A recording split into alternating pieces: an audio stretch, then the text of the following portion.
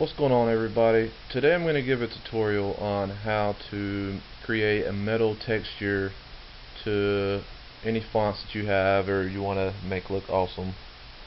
So this is what it's going to look like when we're done, so just stick around. It's not going to take very long at all. Start a new file. You can make it any size you want, resolution wise, or just however big you want. And let's see, black. Make sure your text is black to start off with. Let's write something down. It's really nice to have a solid text, just so it really stands out. The brushed metal look. Anything real thin or flimsy, you won't like it. All right, now apply that,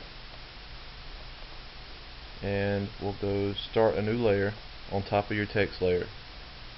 Then go to your color palette, and then down here in your hex, write C3, C3, C3, and that's the gray metal look we're going for. You could mess around with other colors, but I'll let you do that because you'll see. And you want to fill this whole layer with that color. Alright, go to filter, noise, add noise, and this is what you want it to look like. Mine's already set up. After you do it once, it stays in your settings. I turn my amount all the way up. It varies from picture size, because sometimes I have it, right around 250, between 200 and 250 is where it really just looks good. But it's like that all the way to 400. But if you're using a big file, it's going to look like, something like this until you get to just max it out. Gaussian distribution, and make sure monochromatic is checked, just because you don't want any other colors in there, just white and black.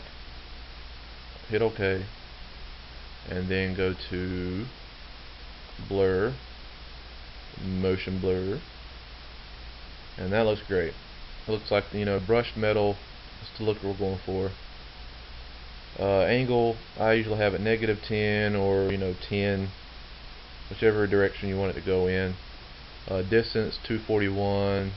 That's about right. 241, 250, something like that. Hit OK. Now you see the sides right here aren't blurred out, and that's going to create a problem if you leave it that way. So we're going to drag those sides out. Alright, so now if you want something to run from here, like at the side of your picture, you want it to be all blurred. Now right click on the layer and create a clipping mask. There we go. See, now it's inside of our text. And go down to your text layer and effects controls and bevel and emboss. I'll leave the style, enter bevel. Technique, I go to chisel hard.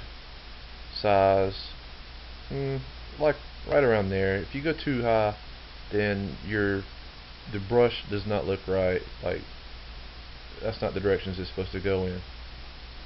So put it right around there, and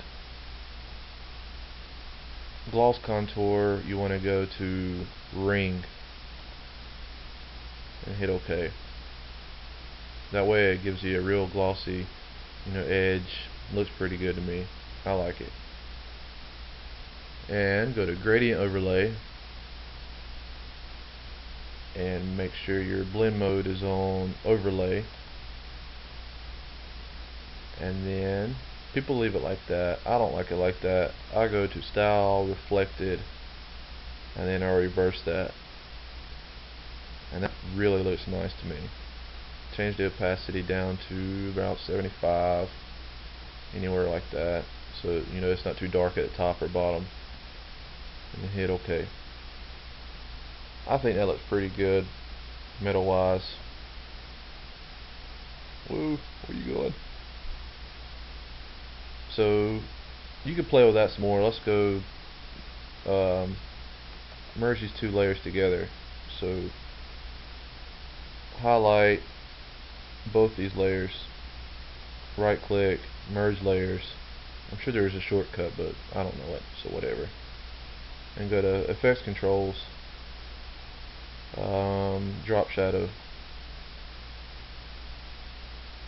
and if my computer will catch up. Alright, there we go. Distance, let's bring it down some. Turn the size up, make it blurred. I like that. I like that a lot. So really your light colors don't blend in with the background. I think that looks really good. So that's how you do that. You know, it looks like it's sticking out. Looks pretty awesome to me. Hope it works out. Hope everybody enjoyed. Y'all subscribe, please. Thanks for watching.